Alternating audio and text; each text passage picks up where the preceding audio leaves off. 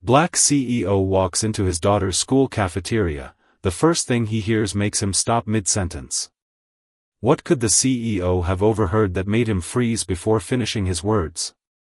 What had been happening inside his daughter's school without his knowledge?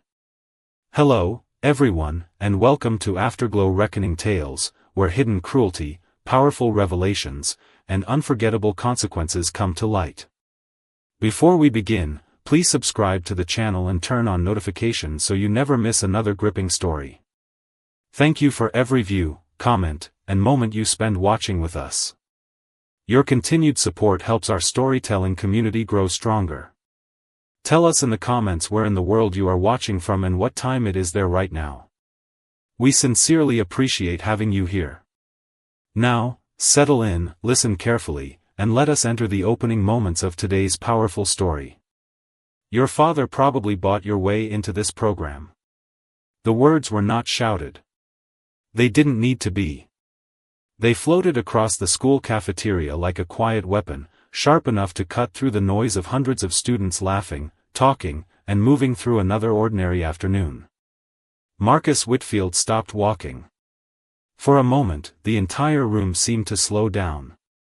The sound of plastic trays hitting tables, sneakers sliding across the floor, and distant conversations faded into the background. He had walked into his daughter's cafeteria expecting a simple lunch. A surprise visit. A chance to sit beside her for 20 minutes before returning to the endless meetings waiting on his calendar. He had not walked in expecting to hear someone question her worth. Especially not like this. Marcus stood near the entrance wearing a simple navy polo shirt, dark jeans, and clean sneakers. No expensive watch. No tailored suit. No security team following behind him. Just a father. That was exactly how he wanted it. Because outside these walls, Marcus Whitfield was known around the world as the founder and CEO of Whitfield Learning Group, the company that transformed digital education systems across the country. Millions of students use technology his company created. Thousands of schools depended on programs his team developed. But inside this cafeteria, nobody knew his name. And Marcus preferred it that way. He had learned a long time ago that people often revealed who they really were when they thought nobody important was watching.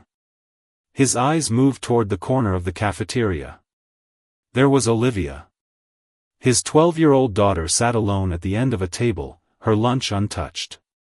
Her science notebook was open in front of her, filled with detailed drawings and handwritten ideas for a project she had spent weeks creating. Marcus knew that notebook. He remembered watching her work on it late at night, asking questions most adults would struggle to answer. He remembered her excitement when she told him she had been selected for the school's advanced science team. But now, she wasn't smiling. And standing nearby was Richard Caldwell, the school principal, speaking with a group of students and parents with the kind of confidence that came from never expecting to be questioned. Marcus watched quietly. Then he heard the voice again. "Let's be realistic," a student said. "Some people get opportunities because their parents have connections." A few students laughed. Another voice added, "Yeah. Not everyone actually earns their place." Marcus felt something tighten in his chest. Not anger. Not yet. Something deeper. Recognition. Because he had heard those words before. Different room. Different people. Same meaning. Years ago, before the billions, before the company, before anyone knew his name, Marcus had walked into boardrooms where people looked at his skin before they looked at his qualifications. He had been told he was too ambitious. That he didn't fit the image. That success was something people like him had to prove twice. But this time, it wasn't about him. It was about Olivia. Marcus slowly walked closer, careful not to interrupt. He wanted to understand. He wanted to see whether this was one careless comment from a child or something much bigger hiding underneath. Then Olivia looked up. Their eyes met. For a second, Marcus saw everything she was trying not to show. Embarrassment. Confusion. Disappointment. The kind of pain children carry silently because they don't want their parents to worry. Marcus pulled out the empty chair across from her and sat down. "Hey," he said softly. Olivia forced a small smile. "Hi, Dad." But Marcus noticed something immediately. She wasn't surprised to see him. She looked relieved. And that told him more than any explanation could. Marcus placed his hand gently on the table beside her notebook. "Want to tell me what happened?" he asked. Olivia looked down. "It's nothing." But Marcus knew his daughter. Nothing didn't make someone stop eating. Nothing didn't make someone hide their work. And nothing didn't make a room full of people suddenly become uncomfortable. Across the cafeteria, Richard Caldwell glanced over. His eyes landed on Marcus. A simple man in simple clothes sitting beside a quiet student. He didn't see a CEO. He didn't see a billionaire. He saw someone he assumed had no power in the room. And that assumption was about to become the biggest mistake he had ever made. The room had already made its decision before Marcus Whitfield ever said a word. That was the part that bothered him the most. Not the whisper. Not the laughter. The speed. How quickly people looked at his daughter and decided they understood her story. Marcus sat across from Olivia, watching her push food around her tray without taking a single bite. The same girl who once spent 3 hours explaining a science experiment to him because she was convinced she had discovered a better solution than the one in her textbook now looked like she wanted to disappear into the cafeteria chair. And that was something Marcus could not ignore. Because success had taught him many things. How to negotiate billion-dollar deals. How to build companies from nothing. How to walk into rooms where nobody expected him to belong and leave with the final decision. But being a father taught him something even more important. Sometimes the hardest battles were not fought in boardrooms. They happened in places where children learned what the world thought they were worth. Marcus looked around the cafeteria. The room was filled with bright colors, school banners, and posters celebrating achievement. Every student has potential. That was written across the wall behind Olivia. Marcus stared at those words for a moment. Because right now, someone was teaching his daughter the opposite. A few tables away, Richard Caldwell stood with 2 teachers, laughing politely as if nothing unusual had happened. He was the kind of person who carried authority before he even spoke. Perfect suit. Perfect posture. Perfect confidence. For years, he had built a reputation as a leader who protected the school's standards. But Marcus had learned something about people who talked constantly about standards. Sometimes they used that word to hide their assumptions. Marcus watched as Richard finally noticed him. The principal walked over slowly, his expression calm but his eyes already measuring. "Mr. Whitfield?" Richard asked. Marcus looked up. "Yes?" Richard glanced at Olivia, then back at Marcus. "I understand there was a misunderstanding here." "A misunderstanding?" Marcus almost smiled. That word had followed him his entire life. A misunderstanding when someone questioned whether his achievements were real. A misunderstanding when people assumed he was in the wrong room. A misunderstanding when his qualifications somehow disappeared the moment people saw his face. He knew that word. It was often the first shield people reached for when they realized they might have crossed a line.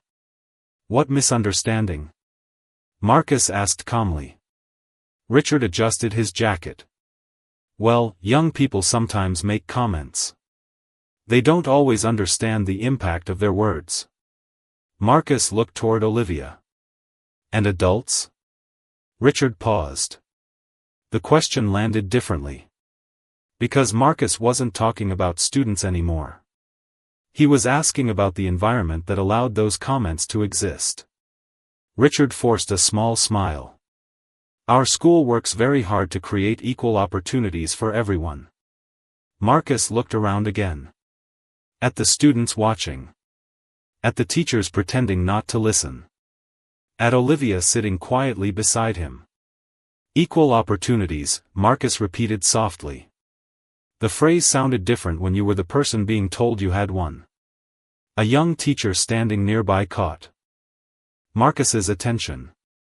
Her name tag read Emily Parker. She had been silent the entire time, but her expression told a different story. She looked uncomfortable. Not because Marcus was there. Because she knew something was wrong. Marcus noticed. He always noticed. Years of leading thousands of employees had taught him that silence often revealed more than words. Emily looked at Olivia, then at Richard. Like she was fighting a battle inside herself. Finally, she stepped forward. Mr. Caldwell, the principal turned. Yes? Emily hesitated. Then she looked directly at Marcus. I think there's more you should know. The cafeteria became quieter. Not silent. Not yet. But close. Richard's expression changed slightly. Just enough for Marcus to notice. And in that moment, Marcus understood something. The comment he overheard was not the beginning of the problem. It was only the first thing he heard. The real story was hiding underneath. And someone in that cafeteria was about to reveal exactly how deep it went. The first crack in the story was not the insult. It was the silence that followed it. Because silence had a language of its own. And Marcus Whitfield understood it better than most people ever would. He watched as Emily Parker stood near the table, her hands slightly trembling, her eyes moving between him and Richard Caldwell. She looked like someone carrying a truth that had become too heavy to keep hidden. Mr. Caldwell, Emily started again. The principal turned toward her, his expression tightening. Yes, Emily? The way he said her name was not a question. It was a warning. But Emily took a breath and continued. Olivia was supposed to be on the advanced science team. The cafeteria shifted. A few students stopped eating. Teachers glanced toward each other. Marcus looked at his daughter. Olivia immediately looked away. And that told him everything. She had known. She had been carrying this alone. Marcus leaned slightly closer. Olivia? She stayed quiet for a moment. Then, barely above a whisper, she said, they changed the list. Those 4 words hit harder than any accusation. They changed the list. Marcus looked back at Emily. Changed it how? Emily hesitated. Because she knew the answer would open a door that nobody in that cafeteria wanted opened. The original evaluation scores showed Olivia ranked first in her grade, Emily said carefully. Her project was selected by the science department. Richard interrupted immediately. That's not the full picture. Marcus slowly turned toward him. The principal continued. Academic decisions are complicated. We consider many factors. Many factors. Another phrase Marcus knew well. Because powerful people often hid uncomfortable decisions behind professional language. They rarely said what they meant. They didn't say, we don't think someone like her belongs here. They said, we're considering other factors. They didn't say, we made a judgment before seeing the evidence. They said, we're maintaining standards. Marcus looked at Olivia's notebook again. Her drawings. Her calculations. Her ideas. All the effort of a child who believed hard work mattered. And now someone had quietly moved the finish line. Richard folded his arms. Mr. Whitfield, I understand you're upset. But schools cannot operate based on emotions. Marcus looked at him calmly. I agree. The answer surprised Richard. Marcus continued. Schools should operate based on facts. The cafeteria became still. Because Marcus was no longer speaking like a concerned parent. He was speaking like a man who spent his life finding the truth hidden underneath complicated systems. Emily reached into her folder and pulled out a document. "I kept copies," she said. Richard's face changed. Only slightly. But Marcus noticed. He noticed everything. Emily placed the papers on the table. These were the original rankings before they were updated. Marcus looked down. There was Olivia's name. First place. Then he saw another document. A revised list. Olivia's name was gone. Replaced by another student. A student whose parents were well-known donors to the school. Marcus did not say anything. He didn't need to. The evidence was already speaking. Across the cafeteria, students watched the scene unfold. Some looked uncomfortable. Some looked curious. Some looked away. Because sometimes people don't participate in injustice. They simply learn to ignore it. Marcus had seen that his entire life.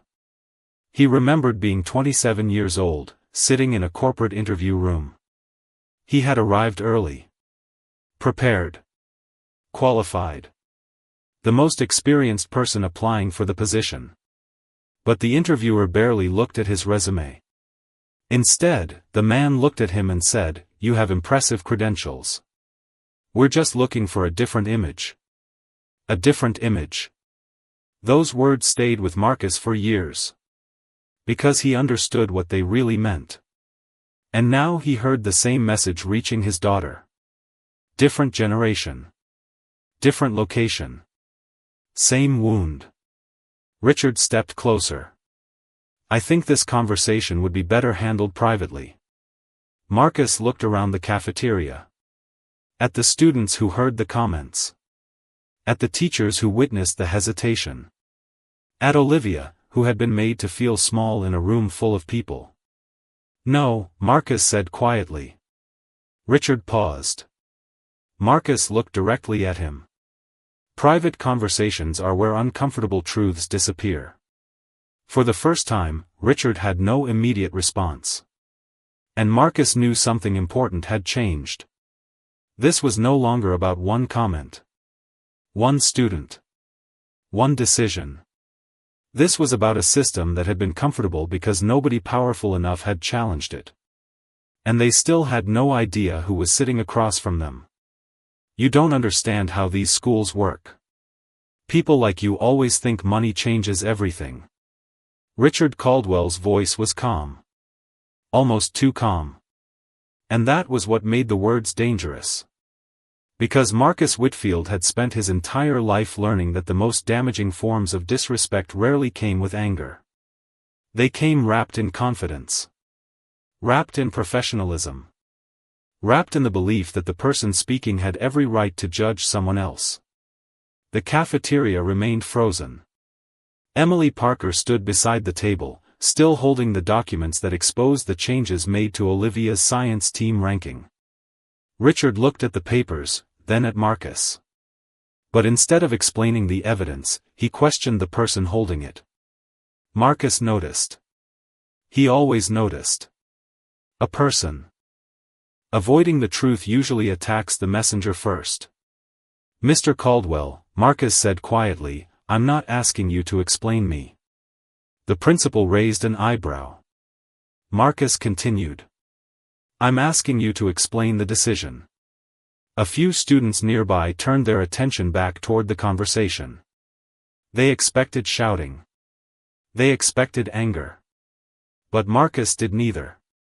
That was the thing most people misunderstood about him. They believed silence meant weakness. They believed patience meant surrender. They had no idea how much discipline it took for a powerful person to remain calm when someone tried to make them feel small. Richard looked around the cafeteria before speaking. "Olivia is a talented student. Nobody is denying that." Marcus glanced at his daughter. "But?" The principal paused. That single word forced the truth closer. "But," Richard finally said, "we have to consider the overall environment. Leadership opportunities require more than grades. Marcus looked at him. More than grades. Again, those words. Different packaging. Same message. Emily stepped forward. Mr. Caldwell, with respect, Olivia completed every requirement. Richard's expression hardened. Emily, this is not the place. No, Emily replied. Actually, this is exactly the place. Her voice was stronger this time. The young teacher who had been silent moments ago was now standing in front of everyone. Because sometimes courage does not arrive loudly. Sometimes it begins with one person deciding they are tired of watching. Emily looked at Marcus. I wanted to tell you sooner. Marcus listened carefully. But I was afraid, she admitted. The cafeteria became even quieter. Afraid of what? Marcus asked. Emily looked toward Richard. Of losing my position. That answer carried more weight than any document. Because it revealed the problem was not only about Olivia. It was about everyone who saw something wrong and stayed silent because speaking had a cost. Marcus looked at Richard. You created an environment where people are afraid to tell the truth. Richard immediately shook his head. That is an unfair accusation. Marcus remained still. Is it? A simple question. But it landed heavily. Because Marcus was not trying to win an argument. He was forcing people to look at what they had accepted. Emily opened another folder. There's more. Richard's eyes moved toward her. This time, his confidence disappeared for a second. Inside the folder were emails. Internal messages. Notes from meetings. Records showing that Olivia's evaluation had been discussed differently after certain parents contacted the school administration. Marcus read quietly. One email stood out. A sentence written by someone inside the system. Consider whether this opportunity reflects the right family representation for the program. Marcus stared at those words. Right family representation. Not performance.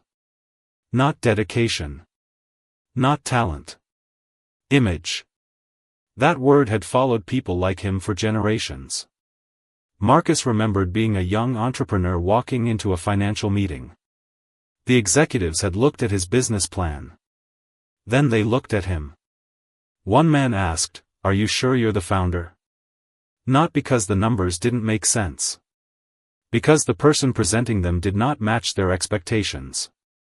Marcus had built a company powerful enough to change education systems across the country.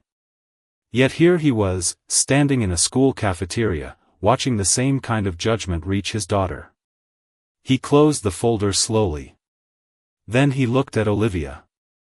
Her eyes were still lowered. Marcus knew this was the moment that mattered most. Not the documents. Not Richard. Her. Because children remember moments like this. They remember whether someone stood beside them. They remember whether their voice mattered. Marcus turned back toward the principal. Mr. Caldwell. Yes? I came here today as Olivia's father. He paused. And I was hoping that would be enough. Richard said nothing. Marcus looked around the cafeteria. But if a child needs someone powerful standing beside them before they receive fairness, his voice remained calm. Then the problem was never the child. And for the first time that afternoon, Richard Caldwell looked uncertain. Because he finally realized something.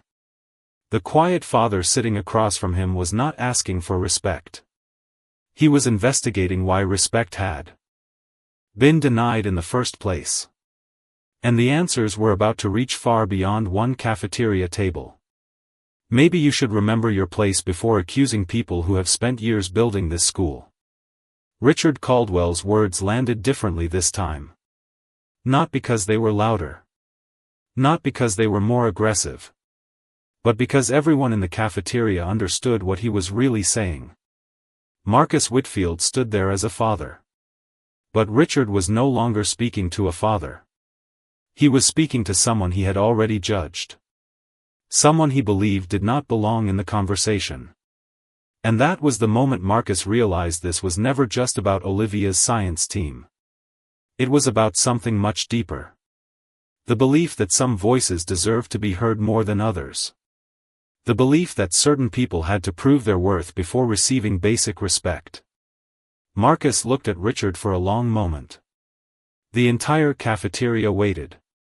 They expected him to explode. They expected anger.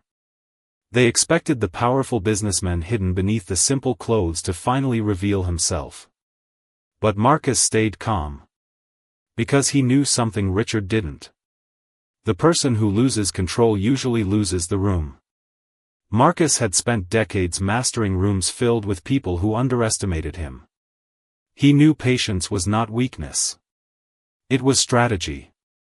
"I don't think you understand what's happening here," Richard continued.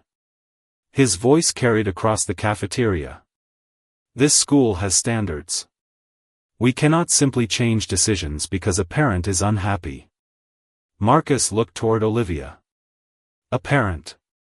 That was the word Richard used. Not father. Not concerned family member. Just a problem to manage. Marcus noticed Olivia becoming smaller in her seat. Her shoulders dropped slightly. And that hurt him more than anything Richard had said. Because Marcus knew what it felt like to be made invisible. He knew what it felt like when people decided your place before hearing your story.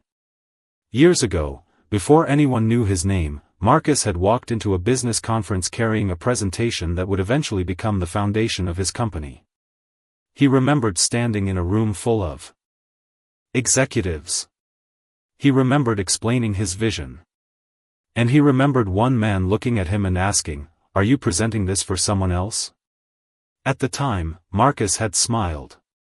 He answered politely. He corrected the assumption. He moved forward. But he never forgot the feeling. Because the question was never really about ownership. It was about expectation. People saw what they expected to see. And anything that challenged that expectation made them uncomfortable. Now, standing in that cafeteria, Marcus saw the same thing happening to Olivia. Not through one cruel sentence. Not through one obvious act. Through small decisions. Quiet exclusions. Moments where someone's potential was questioned before it was even recognized. Emily looked at Marcus. "I should have spoken sooner," she said. Marcus turned toward her. "Why didn't you?" The teacher looked down. "Because I thought someone else would." That answer stayed in the air. Because it was the truth many people avoided. Injustice often survives because everyone believes someone else will step forward first. Marcus nodded slowly.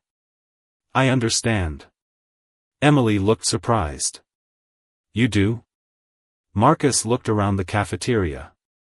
"I used to think success meant never needing anyone's help." He paused.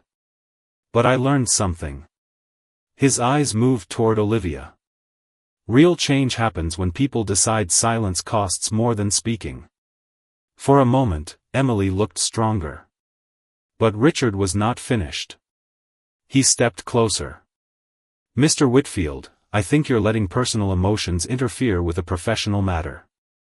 Marcus turned back. "Personal emotions?" "Yes." Richard gestured toward Olivia. "You're her father. Of course you believe she deserves special treatment." The accusation was clear. Marcus was not fighting for fairness. He was just another parent trying to get an advantage. Several people in the cafeteria shifted uncomfortably. Because they knew the difference. They knew Olivia was not asking for something extra. She was asking for what she had already earned. Marcus looked at Richard. "Interesting." The principal frowned. "What is?" "You believe my connection to her makes me biased." Marcus took a small pause. "But you don't believe your connection to this system could make you biased." The room went silent. Richard had no answer. Because Marcus had just turned the question around. For the first time, the person being questioned was not Marcus.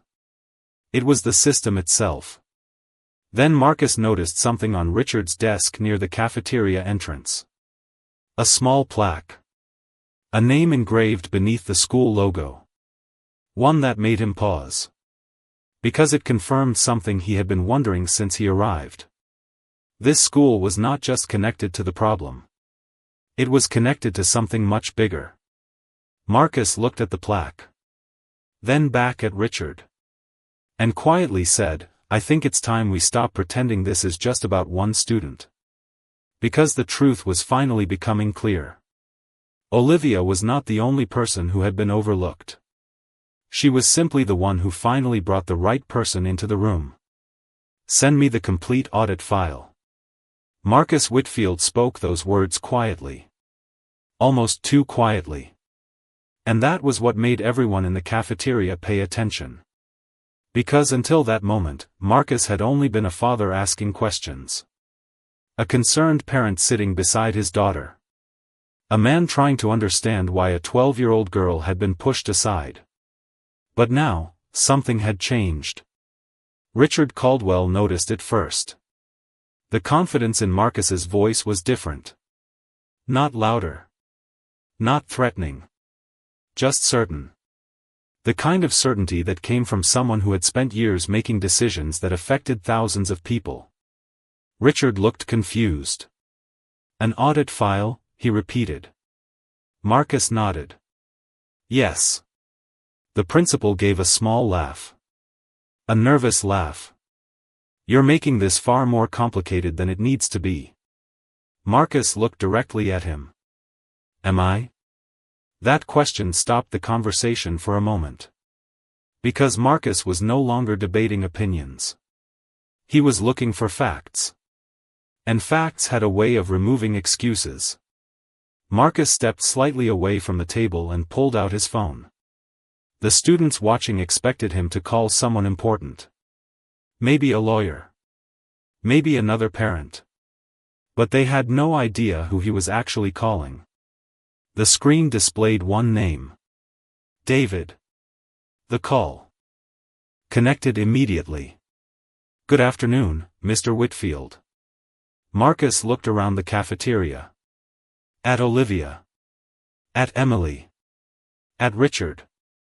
Then he said, "I need the complete education partnership audit. All communication records. Internal reviews. Decision timelines. Everything connected to this school." There was a brief pause on the other end. Then the response came. "Understood. I'll have the team send it immediately." Marcus ended the call. No explanation. No dramatic announcement. Just silence. And somehow, that silence created more tension than shouting ever could. Richard crossed his arms. "Who exactly did you just call?" Marcus looked at him. "Someone who can provide answers." The principal smiled slightly.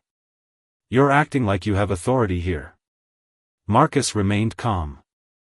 "I'm acting like someone who believes children deserve honesty." The words were simple. But they carried weight. Emily watched Marcus carefully. She had seen parents get angry before. She had seen people demand special treatment. But this was different. Marcus wasn't trying to force Olivia into a position she didn't earn. He was asking why the rules changed after she earned it. That difference mattered. A few minutes passed. Then Richard's phone started ringing. He looked down. His expression changed. Not completely. Just enough. The kind of reaction someone has when they receive information they were not prepared for. He answered quietly. "Yes?" The person on the other end spoke. Richard listened. Then his face became more serious. Marcus noticed. Because Marcus knew that look.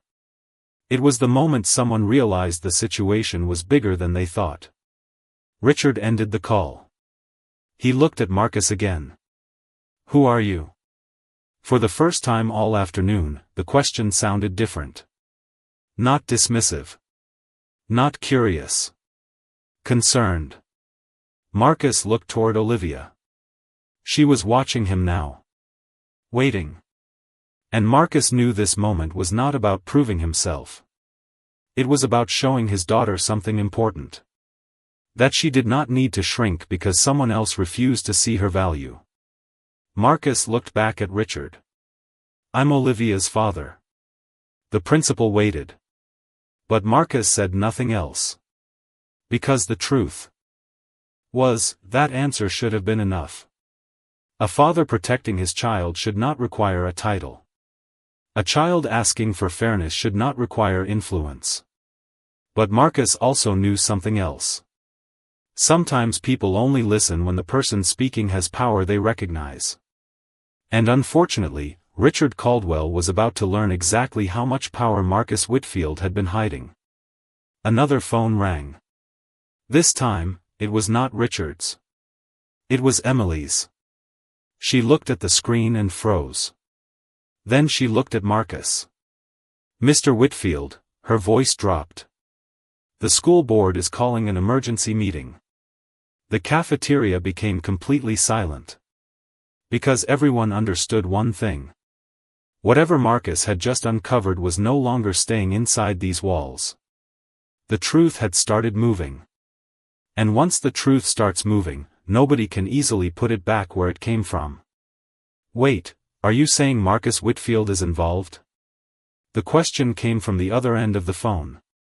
And for the first time, Richard Caldwell looked genuinely concerned. Because there was one name that changed the atmosphere of every room it entered.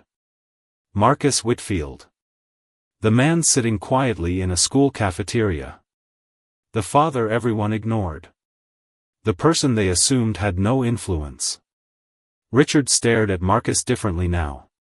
Not with confidence. Not with superiority. With uncertainty. Because suddenly, the simple man in the plain shirt was no longer just a parent asking questions. He was someone connected to a world far beyond the walls of that school. Marcus watched the realization slowly reach Richard's face. And he said nothing. He didn't need to.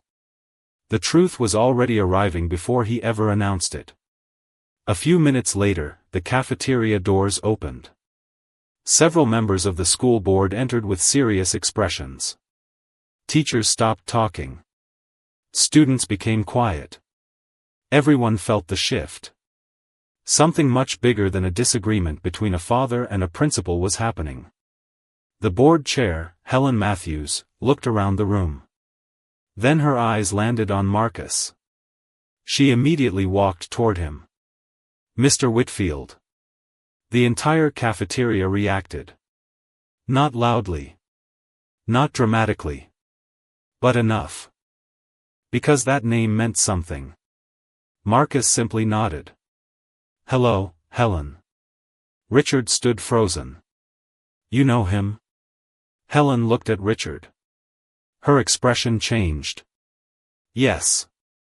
A pause. Everyone should know him. The room became silent. Marcus looked uncomfortable with the attention. Because this was never what he wanted. He didn't come to the school to be recognized. He didn't come to remind people of his success. He came because his daughter stopped smiling. And that mattered more than any title. Helen turned toward Richard. Do you understand who you've been speaking to? Richard swallowed. Marcus stepped forward before the moment became about him. Let's be clear. Everyone looked at him. My identity is not the reason this conversation matters. His voice remained calm. The evidence is.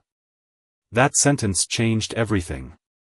Because Marcus refused to let the situation become about privilege. He refused to replace one unfair assumption with another. The issue was never that he was powerful. The issue was that Olivia should not have needed a powerful father to receive fairness. Emily watched him carefully. She finally understood what made Marcus different. He wasn't interested in winning. He was interested in changing what caused the problem. Helen opened the documents Emily had provided. She looked through the evaluations. The original rankings. The revised lists. The internal messages. Her expression became more serious with every page. "This needs an independent investigation," she said. Richard immediately responded. "Those documents don't represent the full context." Helen looked at him. "Then an investigation will reveal the full context." Richard had no answer. For the first time, his confidence disappeared completely. Marcus looked toward Olivia. She was watching everything unfold. But unlike earlier, she no longer looked embarrassed. She looked different. Like she was beginning to understand something. Her father had not walked into that cafeteria because he was powerful. He walked in because he cared. Marcus sat back down beside her. "You okay?" he asked softly. Olivia nodded. "I think so." Marcus smiled slightly. "You don't have to think you're alone." She looked at him. "I just didn't want you to make a big deal out of it." Marcus took a moment before answering. "Sometimes people call something a big deal because they don't want to admit it matters." Olivia looked down at her notebook. Then she smiled for the first time that day. Across the cafeteria, Richard watched quietly. Because he finally understood the mistake he had made. He thought Marcus's power came from his company. His wealth. His influence. But he was wrong. Marcus's real power came from something much simpler. He refused to accept that someone else's comfort was more important than his daughter's dignity. And that was something no title, position, or reputation could create. As the board members continued reviewing the evidence, one fact became impossible to ignore. The man they had underestimated was the very person who had the ability to expose everything. But the biggest revelation was still coming. Because Marcus Whitfield wasn't just connected to the school. He was connected to the reason it existed. And when that truth was finally revealed, everyone in the room would understand why judging a person by appearance had been the greatest mistake they could make. "The problem is bigger than one student." Those words were not a threat. They were a warning. Because Marcus Whitfield had finally reached the point where the truth could no longer be hidden behind excuses, meetings, or carefully chosen words. The cafeteria that once felt like a place where Olivia had been judged was now becoming the place where the entire system was being questioned. The school board members gathered around the table, reviewing every document Emily had collected. Every email. Every evaluation. Every decision made behind closed doors. And with every page they turned, the same pattern became clearer. Olivia was not the first student affected. She was simply the first case they could no longer ignore. Helen Matthews, the board chair, looked up from the documents. "How long has this been happening?" she asked. Nobody answered immediately. Because sometimes the hardest question is not whether something happened. It is how long people allowed it to continue. Emily lowered her eyes. "I don't know the exact number." Her voice became softer. "But I know Olivia wasn't the only one." The cafeteria became still. Marcus listened carefully. He had spent years building a company around one simple idea. Education should create opportunity, not limit it. That belief was the foundation of everything he built. And now he was standing inside a school where opportunity had quietly been controlled by assumptions. Richard Caldwell stepped forward. "I think everyone needs to be careful here." His voice was different now. The confidence was gone. Replaced by caution. "We cannot destroy reputations based on incomplete information." Marcus looked at him. A few hours earlier, Richard had spoken as if Marcus was someone who did not understand the system. Now he was asking everyone to protect the system. Marcus noticed the difference. "Reputations are important," Marcus said. He paused.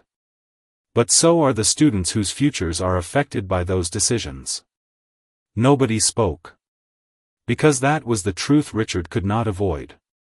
This was never about protecting a reputation. It was about protecting the children who trusted the adults around them. Helen continued reading. Then she stopped. One document caught her attention. A partnership agreement. The school's technology program. The funding that allowed students access to advanced learning tools. She looked at Marcus. Mr. Whitfield, Marcus nodded. Yes? Helen looked surprised. You were the primary partner behind this initiative? The room changed again. Because this was the part nobody expected. Richard looked confused. What does that mean? Helen placed the document down. It means the person you treated like an outsider helped build the very resources this school uses every day. The silence that followed felt heavier than before. Marcus looked uncomfortable. Because he never wanted that information to become the reason people respected him. Respect should not come after someone discovers power. It should exist before. He looked at Richard. And that's exactly why this conversation matters. Richard remained quiet. Marcus continued. If I walked into this cafeteria wearing $1,000 suit, would the decision have been different? Nobody answered. Because everyone knew the answer they were afraid to admit. Marcus looked toward Olivia. She should not have needed her father's name to be treated fairly.